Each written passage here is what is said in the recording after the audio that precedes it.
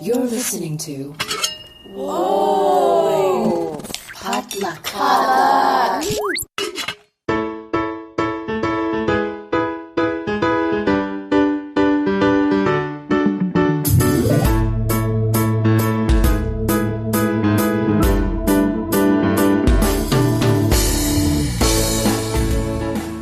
Hey everyone, welcome back to Books and Boba, a book club and podcast featuring books by Asian and Asian American authors. As always, my name is Marvin Yue. And I'm Rira Yu. And for this episode, we'll be bringing you a special interview with Fonda Lee, the author of the recently released Jade City, as well as EXO and Zero Boxer. As frequent listeners might know, Jade City was a book that I just completely devoured, much to Rira's surprise. It's like a really long book. We talked to Fonda about her background as an author, about Jade City and her inspirations, and about the state of fantasy in modern literature. But before we get to that, really quickly, don't forget our book club pick for this month, January 2018, is Pachinko by Min-Jin Lee. Hopefully you guys are all working your way through that. And if you're already finished with Pachinko, then you can start on our February book club pick, Everyone is an Alien When You're an Alien by Jamni-san. Did I get that correct? I'm pretty sure I didn't. Also, if you're done with Pachinko, please send us your thoughts on our Goodreads forum. We do love to hear what you think about our book club pick, and we'll even talk about it during our discussion. Again, you can join our Goodreads group by going to goodreads.com and searching Books and Boba. And don't forget to introduce yourself. And on that note, here is our interview with Fonda.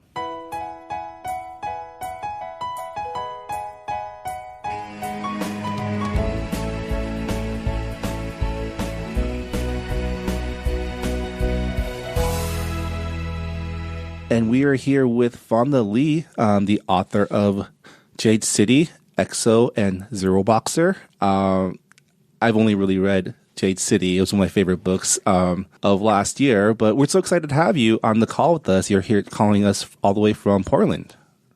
Yes, thanks for having me. We scheduled this interview via Skype when Rira outed me as someone who binged through your book in like a day or two.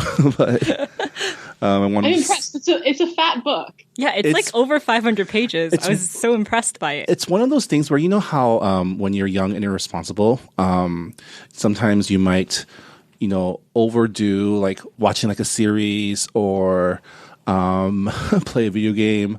That happened with me with this book. I started reading it, and then the sun came up. And then I ruined my entire workday the day after. Excellent. That is what I love to hear. I feel like the fairy godmother of sleep deprivation. Really, really happy. Yeah, but thanks for writing such an awesome book. And I was especially excited after reading your Medium article talking about the state of fantasy and in fiction, and want to talk to you more about that later. But I'm sure our listeners would like to know like your background, how you got started writing, and what led you to write books like Jade City and science fiction and fantasy. Yeah, so when I was a kid, I was a big science fiction and fantasy fan. Ever since I was probably like 8 years old or so, I was reading a lot of fantasy novels like the Prydain Chronicles and the Narnia Chronicles. And then when I got older, I got into Anne McCaffrey and Isaac Asimov and like all the kind of classic science fiction fantasy authors. And I wanted to be a writer since I was really young. I think I was probably about 10 years old, and I told my parents I wanted to be an author. Wow. But as it happens, they were not totally down with that idea and thought I should get a career that actually could support me. So I went up and did the classically good Asian American thing of getting a practical career. And I went to business school, and I spent over a decade in corporate finance and strategy. I worked for a lot of Fortune 500 companies as a management consultant, and eventually ended up working here in Portland at Nike in corporate strategy.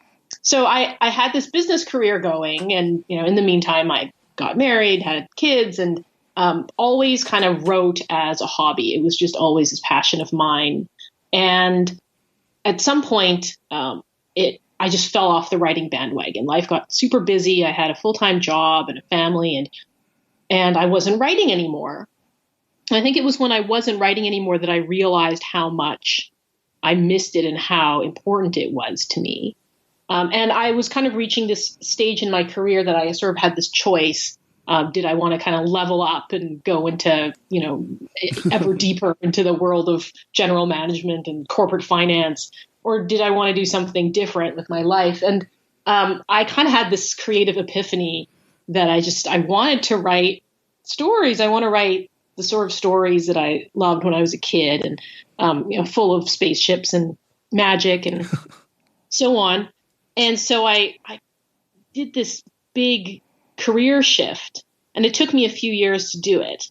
But I basically went part-time, and then I kind of quit and contracted myself back as a freelance business consultant so I could work my own hours and take on the projects I wanted to while I was working on writing. And I got more and more serious about writing. I went to workshops, I went to conferences, I started writing every day. I took an online course, and just over time realized that I was in it for publication. I wanted to be an author. That was the career I wanted. So it took me, a little while to kind of come to that realization. And then once I did, it felt really, really right. And I just started writing stories that were science fiction and fantasy, just naturally. That was what I'd always gravitated toward. And my very first manuscript actually was a Asian-inspired fantasy about this girl who goes through a portal into a fantasy world, and there's dragons. It was all inspired by like Chinese mythology and so on. And that became my first trunked novel that never got published. And then I wrote Zero Boxer, which is a sports in space story. It's about a prize fighter who competes in zero gravity. And that was the book that got me an agent and got me my first book deal. And then my second novel, EXO, came out. That was also a science fiction novel. And then Jade City was a passion project. It was not contracted. It was the first explicitly for the adult audience novel that I wrote. And I actually kept working on it while I was writing Zero Boxer and EXO. And it was this combination of things that I just loved. I like to call it my book of 3 M's: mafia, magic, and martial arts. And there's that saying that you write the book that you can't find, but that you want to read. Yeah. That was this book for me. So I've been a martial artist for a very long time, and just big fan of kung fu movies and wuxia. And I also love like crime thriller gangster films, The Godfather and Goodfellas, and The Untouchables, and it kind of just blended together into this world, this fantasy world, and then all the epic fantasy influences. So it was this passion project, and at the time I wrote it, I was thinking, is anyone else going to really like this other than me? So it was one of those things that, I didn't know if it would sell, but I loved it. I just kept working on it. And I found and fortunately it ended up with a fantastic editor at a fantastic house. And it's just been a great ride since then. Yeah, that's amazing. It seems like a very common path for a lot of, especially Asian American writers, to have like that first career first, and then deciding, no, I really want to do this thing that I always loved. And that's awesome that you were able to not only make that leap, but find success in it. And it's inspiring to a lot of people to know that this type of career is possible if you just, because I think that's the thing. A lot of us as kids, maybe because of parents, maybe because of just culture or just society's, expectations of us, don't feel like this is a possible thing that we could do for a living. Absolutely. I mean, I think that part of it is that I didn't really feel like there were role models. I mean, I didn't honestly think that author was kind of a job that I could do, insofar as, like, I thought authors were just kind of like, there are people out there, but I didn't know any authors. Yeah. And, I certainly didn't know any Asian American authors. I don't think I had a lot of authors come to speak at my school, but certainly, none of them were Asian American. And I think, there's certainly a prevalence in the Asian American culture of, you want to become a doctor, a lawyer, a business, somebody who is a professional. And on one hand, I don't regret the years I spent in corporate America. I had a pretty fulfilling first career, if you will.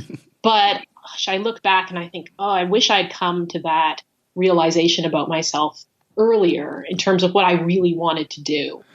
And it's something that really motivates me now when I go out to speak at schools, if I get invited to talk in classrooms.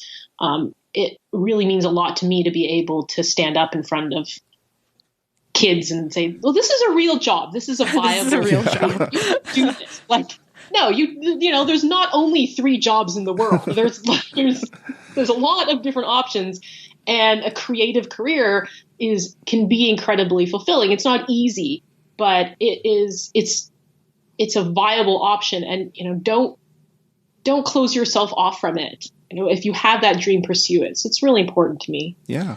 I heard that Jade City was your first adult fantasy novel. Zero Boxer and EXO were young adult fantasy novels, if I'm correct. Yeah, they were young adult science fiction novels. Was the process different by any chance, or was it pretty much similar when it came to world building and characterization? I would say the process in terms of world building and characterization were pretty similar. My young adult fiction tends to be on the upper age range of the category, so there's certainly crossover. I think most people who enjoy my adult fiction would also enjoy my young adult fiction, and vice versa. So the process was very similar.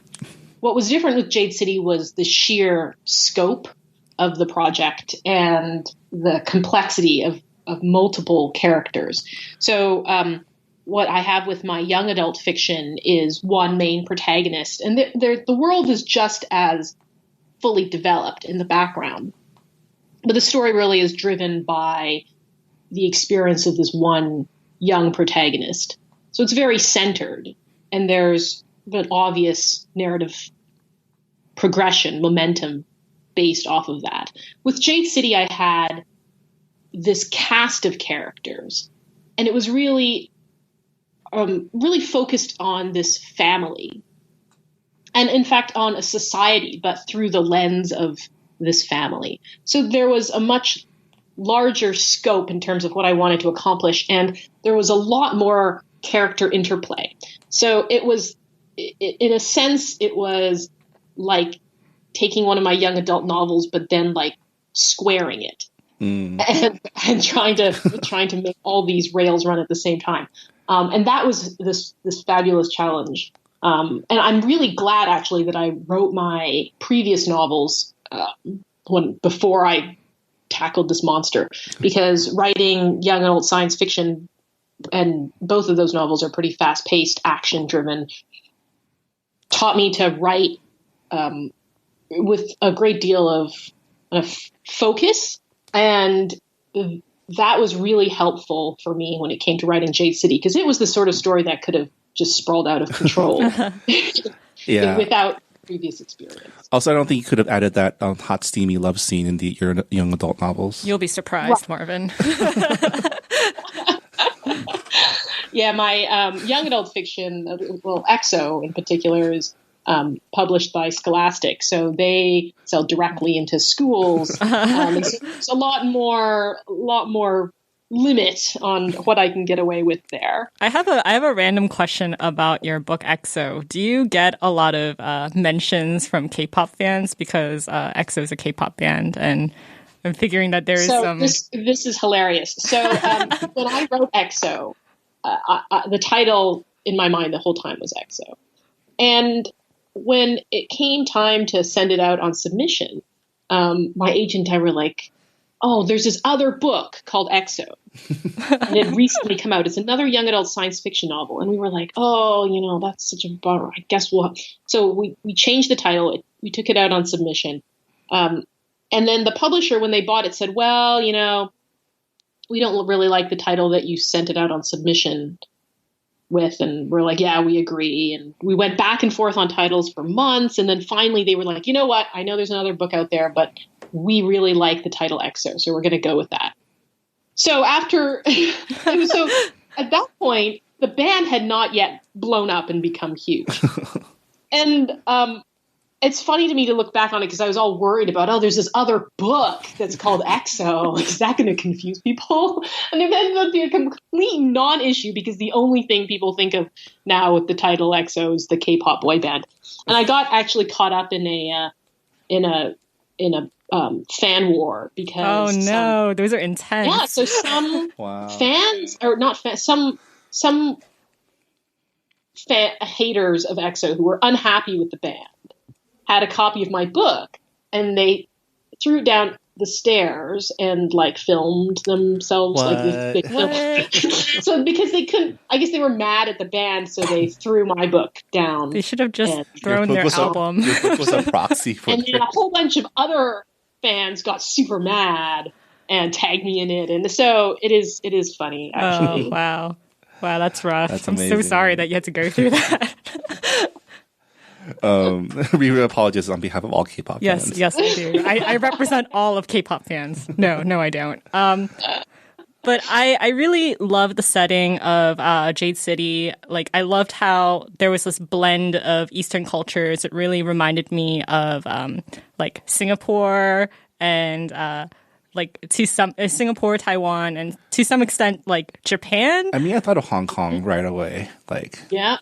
Well, yeah, gangster films and the triad. And it's really interesting that you were talking about how this was an aesthetic or setting that you've had in your mind for a long time because, these are all the things that I remember growing up with as well, gangster wushu films and the setting of pre-war Republic of China, Shanghai, with the gangsters wearing like really nice suits and, you know, the territory wars. Like that's something that I've wanted to see. I was always wondering like how can we bring that setting to fiction, and like your book totally does that and does it really well. Yeah, I sometimes think like, you know, J City is sort of a quintessentially Asian American book because it's such a blend in my mind of influences that are both Western and Eastern. And, you know, I haven't lived in Asia. And so in a sense, a lot of like these, you know, wuxia films and like kung fu movies and so on that I watched when I was a kid and throughout my life were like a form of fantasy. And they combined with like all the Western media that I consumed and like the fantasy traditions from the West, as well as like, you know, roaring 20s, like gangster films and all of that to create this blend. So it very much was this mashup, if you will. But one of the things that I really enjoyed doing with it was creating a place that obviously takes cultural cues and historical cues, but is its own thing. And I think that was a really enjoyable challenge. And I think I succeeded because of exactly what you were both saying earlier, where it reminds you in some ways of Hong Kong and Singapore and Japan and Taiwan, but it's not any of those places. Yeah. And it's its own thing with its own culture. And I think that can be challenging because especially when you're writing fantasy, there's a lot of fantasy that's like obviously thinly veiled whatever, right? Like Game of Thrones, obviously England during the War of the Roses, right? Even if you look at like the map, you can tell where the inspiration is taken from. And so it was a fun challenge for me to create this world that was this blend of influences, but felt like it stood on its own. Yeah, and I'm wondering how it must have been tough. Like you literally came up with your own culture language and culture, like, naming like convention. social hierarchy. Like it's so much to actually go through and research all of that, and taking your research and like mixing it together to like I don't know, this book really seemed like a remix of a lot of like Asian cultures, and also like I guess like gang lore, because it's like you have the triads, and then you have like it really reminded me of like The Godfather, like that family aspect. But I don't think Asian gangs really have that kind of family aspect. I mean, certainly Yakuza, certainly the Yakuza doesn't. So, yeah, no, it's very much a blend, and it takes inspiration from exactly what you said, the Yakuza and the triads and the Italian American mafia. And, you know, I researched like organized crime groups around the world, and took the things that I liked, right? I took that familial aspect from the mafia, and I took the sort of the hierarchy, and also kind of like the body mod as status from the Yakuza. And the Yakuza also are much more legitimate, right? Like they're much more visible publicly. I mean, they have like offices and business cards and stuff like that. That came into it. And then like the triads, you know, there's the flowery titles, and you know, the connection to martial arts. And so all of those things came together. But I had to kind of make it its own thing. And part of the reason why I did so is because, well, I'm a world building junkie. I've written 3 books in the last 3 years, and all of them have been in like different worlds. So I sometimes wonder why I do this to myself. It seems like an awful lot of work. But I just love the process of world building. So Jade City was a ton of fun for me to create. And then once I created it, to kind of inhabit that world and populate it with characters. Yeah. So what led to the decision to make it a more urban fantasy than, say, I did want to mention that, because a lot of fantasies are set in like medieval era or like Europe, or like super like sci-fi, like in the future. But then this is like set in not even like present day, really. It's like set when like automobiles are still being made, like TV's new, and like I don't really see that in fantasy. So it really fascinated me. Yeah. So one of the things I really wanted to accomplish with Jade City was a particular aesthetic, right? That just wouldn't have worked in a medieval time frame. So when you think gangster stories, you often think fancy cars and men in suits and guns. And so it really made sense for me to set Jade City in a modern era. And the other thing that I wanted to do was create kind of an analogy with our own world in terms of a society in transition and the challenges of modernization in this place that has this long history and tradition. So one of the things that I was thinking about is, you know, a lot of the gangster stories that we're familiar with take place in periods like the Roaring Twenties and you know, the 1950s. So periods in America in which there was this great deal of economic growth and social change that also spelled a lot of opportunity for organized crime, for example.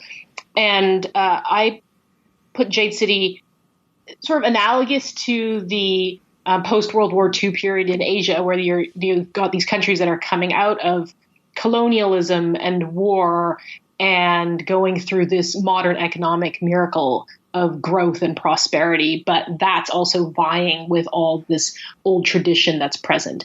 So I had a really kind of deliberate reason for placing Jade City in a different time period than what you would think of as traditionally epic fantasy.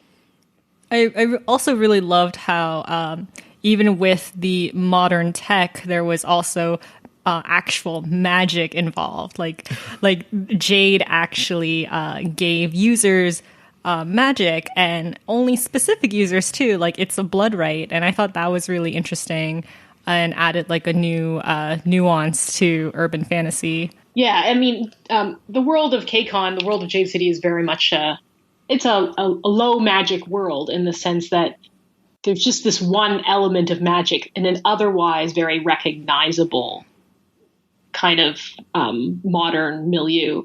And what I love to do with fantasy is take the element, and in science fiction as well, right? You've got kind of your cool factor, your magic or tech element, and then play with, what does that do in terms of all the ripple effects through society. So I like this idea of having the magic be a resource that actually drives the economy and isn't, some sort of necessarily like mystical, unknowable thing that's practiced by wizards or whatever, but it's this thing that's controlled by a country, and other countries want in on it, and other people want in on it. So that creates all sorts of great larger scope questions that can fold into the more personal stories. Like going back to what you were talking about, how in this book you were able to really expand on the number of perspectives. Like there are like 4 main characters in your story that you bounce between perspectives on. Did you have a favorite person to write about, or? Yeah, it was really fun for me actually to have this cast of characters, because there were so many ways to build characterization by using a different character's point of view.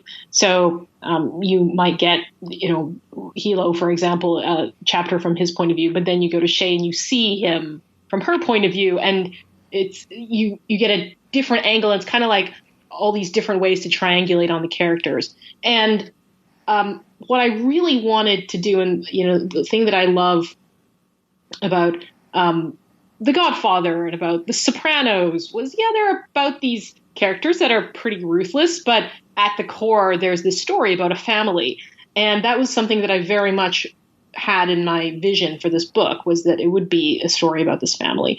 And that to me necessitated these really nuanced family dynamics, and the whole history that they have with each other and the roles that they play in that family were really important to me. And in terms of, did I have a favorite? They were all challenging and rewarding in their own way. And I tried very hard to not have a favorite. So whenever I felt like, one of them was maybe getting a little more favoritism, I saw that as a sign to make sure I built up the others to the same extent. And it's been really fun to see the reaction since the book has come out, because people have such widely differing opinions as to who their favorite is. So there'll be readers who really like one character over the others. And it's interesting to see that, because I've come to the point where they're all like my children in a sense, and they all have their strengths and weaknesses. Maybe at some point I will say who my favorite is, but I don't want to, because then readers might think they're safe, and that would be wrong. I really appreciated your female characters in the book, because for me, it was like when I heard that this was about like gangsters in kind of like a post-war fantasy world, I thought, is it gonna be like The Godfather, where it's mostly just male characters? But somehow, like, you were able to give female characters an equal, an equal opportunity to shine. And I guess my question is, was that intentional? Like, did you put in the extra effort to make your female characters stand out just as much as your male characters? Yes, in the sense that I definitely, from the beginning, saw some strong female characters in the story. And I think that, the thing with stories about gangsters is that, generally speaking, they are very male-dominated, and the female characters are generally victims or sidelined. So, you think about The Godfather, there's you've got the characters who basically are very passive. They're sort of the typical mob wife, right? And you kind of have to go into a more modern era, like, into The Sopranos to find like someone who breaks the mold, if you will. But the reality is that there are women in these mafia type organizations, right? I actually was, when I was doing research for the book, I came across these articles about how like a lot of the leaders of the mafia in like Sicily now are female because a lot of the men have been caught and put in jail. And so they're like working through their wives in a sense. And so there's these women who are coming up through the ranks, who have large roles. And actually there was like, a female Yakuza leader that was, the leader of one of the huge Yakuza organizations for a spell, after her husband died. So it's not like there are no women, even in this really testosterone-driven world. But it's also unrealistic to paint a world in which they have equal opportunity and there's just as many of them as the men and they don't have any, discrimination against them. That's also unrealistic. So for me, when I write fantasy, I'm really stringent about trying to make my fantasy worlds feel as real as possible. And to me, having these powerful women also struggle with the fact that they are living in this patriarchal society that has this really macho kind of warrior ethos culture, was a source of a lot of good conflict and interest. So I would say yes, definitely, and we'll see more of them in the future books as well. Yay!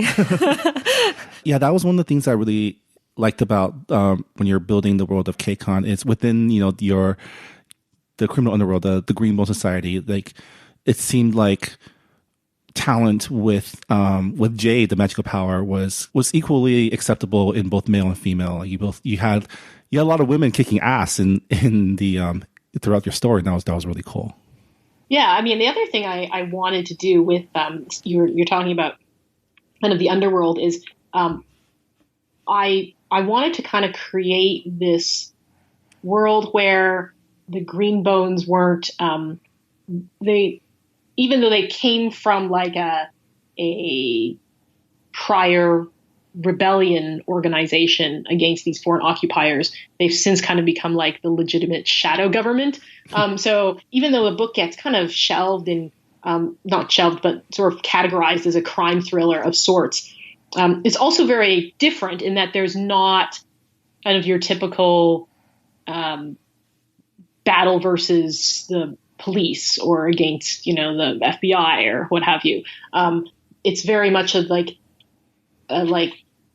society in which it is, it's ingrained. A lot of this Jade and the traditions and the warrior cultures have this long history. And I liked that idea and kind of creating a society out of that. Because I think a lot of Western gangster stories are based on this idea of, the Italian American mafia and them being criminal organizations. But if you look at like the history of the triads, for example, they didn't start off what they are now. They started off as these patriotic secret societies that were dedicated to overthrowing, foreign rule during the Qing dynasty. So there was all this tradition involved with the like nationalistic elements of the triad that we don't have in our Western conception of organized crime. Yeah, and especially throughout your book, there's an ongoing tension about like, do we protect what we have? Do we expand? Do we like this like the tension between becoming a global nation and becoming a strong national nation, right? Like that. That is such like an Asian story to me because like if you just look at Asian history, like that is something that every single Asian country had to like deal with. Do we open our borders? Do we become a global nation? So that's definitely something that I thought of when I was reading the book. Yeah. I also like really thought that the prejudice that were ingrained in Janloon society was really interesting because like you have like different ethnicities in the island, and like some are privileged and some aren't, and there's also like prejudice against people who can't use jade, and like it's so like layered and detailed, and I really appreciated that. Right. And I think one of the things, that we don't have in North America is like, well, thousands and thousands of years of history, right? So that's something that like, I mean, all things considered, we're such a young country in comparison to so many, practically all of Asia, right? Yeah. So one of the things that I really strive to do was to create a fantasy world that felt like it had been around for a long time, but had been through a lot of change in recent years. Yeah. So yeah, during the lead up to the release of Jade City, you put out a post on Medium about how your views on fantasy and how there's so much more we can do with the genre than just the tip. And Reba and I were talking about the latest Tolkien was it Amazon or Hulu deal, and how good. Oh yeah. They're remaking Lord of the Rings. Yeah, like into like an Amazon series, and it's just like, why? Why? We already have like a perfect trilogy already. Oh, why? Yes, I had a fit of rage over that as well, because, and this was a big part of my point in my Medium post, was that medieval Europe was like roughly like 20% of human history on the second smallest continent on Earth, right? So there's this vast store of human history and civilization that hasn't been exploited by fantasy writers, and to say nothing of the fact that there's not only is there a lot of history and culture out there. There's a lot of readers out there that are interested in periods of time in history beyond, medieval Europe. So I think there's just a lot of potential for where fantasy can go and what else we can do with it. And what's exciting is that we are seeing a lot more of it. Like if I look at fantasy novels that have come out this year, I can count, many that are based in all sorts of different cultures and time periods, and mixes of different inspirations. I think in a way that we wouldn't have seen at all even 10 or 15 years ago. So there's a lot of great stuff that's happening in the fantasy genre, and I'm excited. I think there's still a lot of runway, and we're seeing more of it. And I think each year it's just opening up, and there's in one sense, it's great that Lord of the Rings and Game of Thrones have made fantasy so mainstream because it has brought a lot more new readers into the genre. It's now cool to be a fantasy genre reader. Yeah. Just a super geek anymore.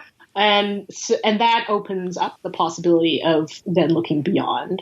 Yeah, like instead of another remake of The War of Roses, why not Warring States China? Or I don't know, like I'm actually like pretty excited that more Asian and Asian American authors are kind of reclaiming their heritage and writing Asian inspired fantasies, because for a while now a lot of non-Asian authors were writing Asian inspired fantasies, and like I'm sure some of them can like write well and did their research, but at the same time it's like I would like to see representation from own voices authors. So I'm actually really excited that more and more Asian authors are turning to their heritage to make these fantasies.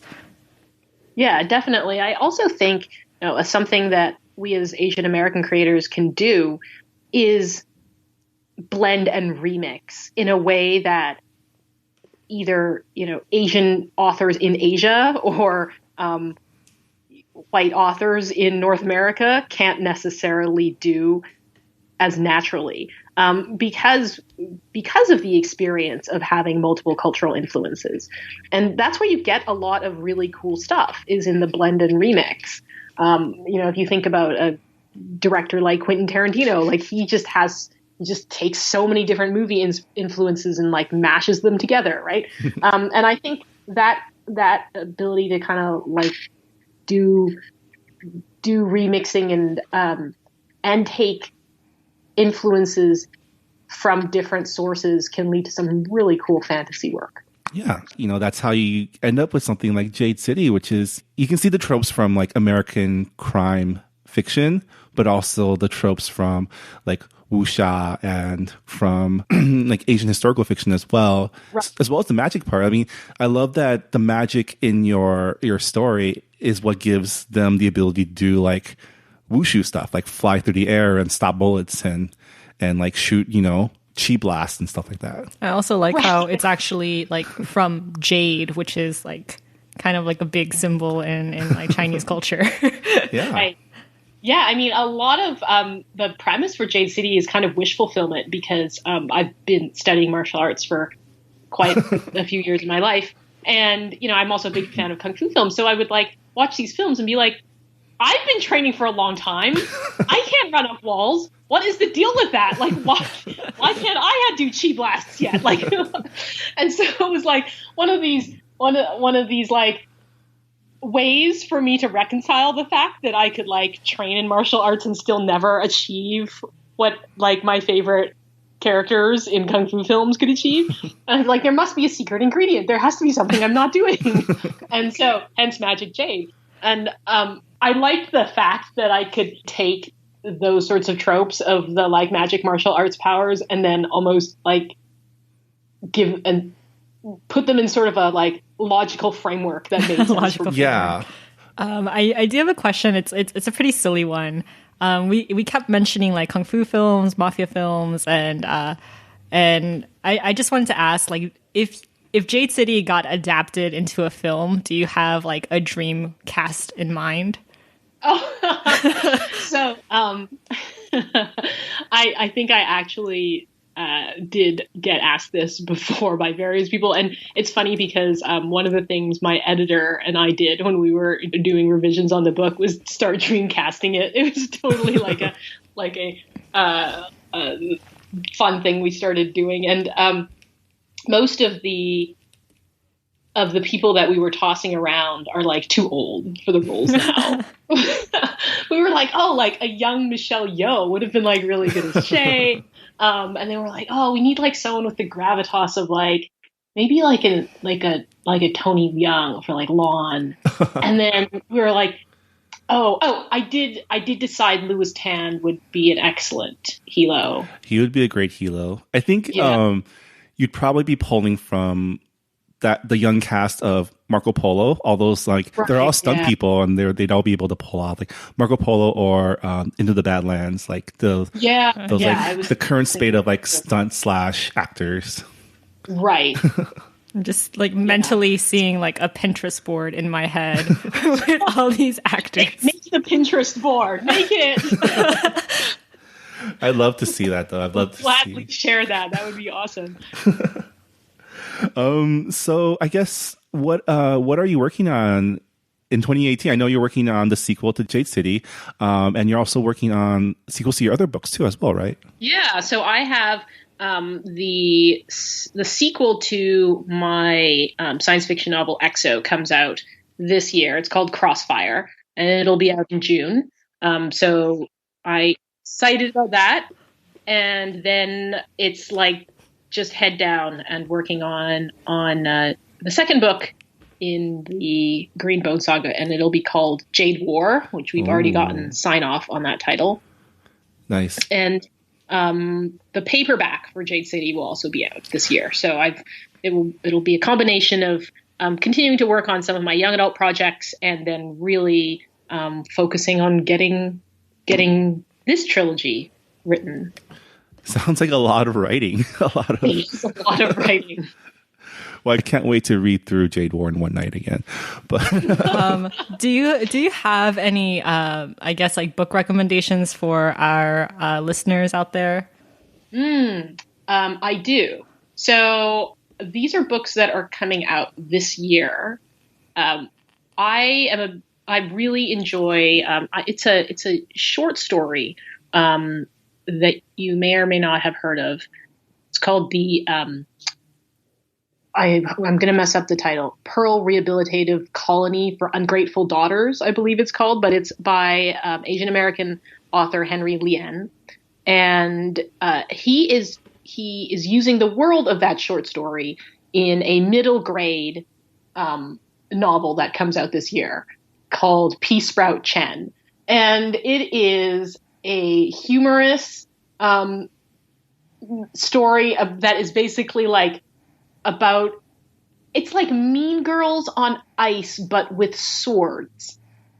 And it's like this world that he's created where these characters do a combination of figure skating and wushu. And it's so... This sounds like right up clever. Rira's alley. Oh my God. Rira loves figure skating. And swords. Okay, so you have to, yes, Pea Sprout Chen by Henry Lien. And I am currently reading an advanced copy of R.F. Kuang's The Poppy War, which comes out this summer. And it is R.F. Kuang, Rebecca Kuang, is a student at Georgetown University, I believe, who has studied Chinese history in great depth. And this book that she's written is a fantasy novel that is based on the Sino-Japanese War, and it is. I'm not quite done with it yet, but it is epic and it is brutal. Wow. So those are two novels that I definitely recommend keeping an eye out for this year. Yeah. That second one sounds like right up my alley. So excited.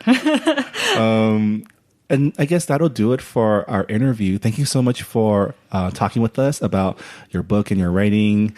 And yeah, everyone should check out Jade City. It is Marvin approved. I read it in a night and I don't regret it. And check out Fonda's other books, EXO and Zero Boxer. Thank you so much for talking with us. Thanks for having me. All right. We'll talk soon. Okay, take care. Bye. Bye.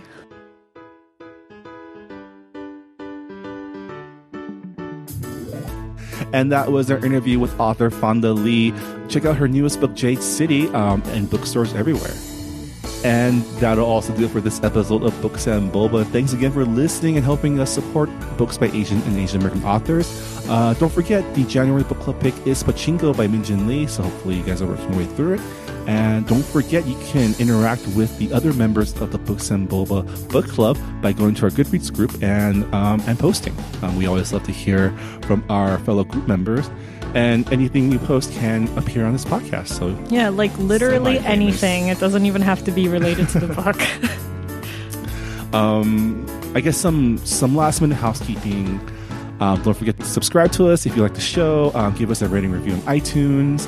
And yeah, if you have friends who are looking to get into reading, especially for their New Year resolutions, this is a great way Yeah. to keep track of your books. yeah, I please guess. share our podcast with them and get them into the book club.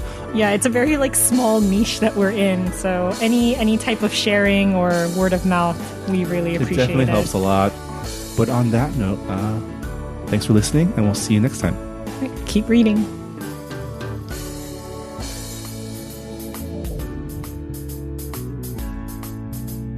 This episode of Books and Boba was hosted by Marvin Yue and re-reviewed and edited by Marvin Yue. Books and Boba is a proud member of the Potluck Podcast Collective, a collective of podcasts featuring unique voices from the Asian American community. If you like Books and Boba, you might also like Saturday School, a pop culture history podcast hosted by journalist Ada Sang and film scholar Brian Hu, who highlight and discuss classic Asian American films. You can catch Saturday School and the other great programs of the Potluck Collective by going to the website www.podcastpotluck.com.